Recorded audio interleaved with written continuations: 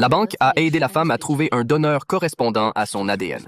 Afin d'acheter une maison, elle a secrètement hypothéqué 30 années de sa vie pour obtenir un prêt. Bien sûr, elle n'a rien dit à son mari.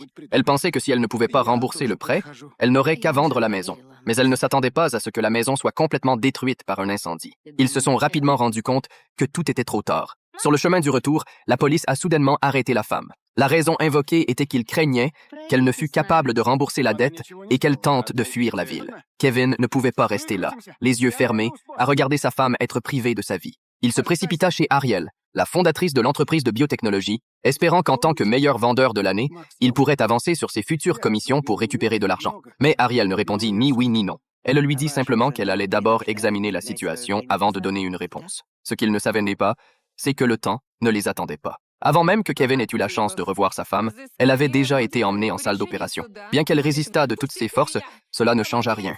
Les aiguilles plantées dans les appareils connectés à son corps transféraient ses 30 années de vie en quelques instants vers un autre être. Une fois que tout fut terminé, Kevin et sa femme s'installèrent dans un hôtel bon marché. Sa femme ne pouvait pas dormir de la nuit. Elle se leva sans cesse pour regarder son reflet dans le miroir, observant les changements de son corps. Elle vit sa peau se relâcher progressivement et ses rides se creuser de plus en plus.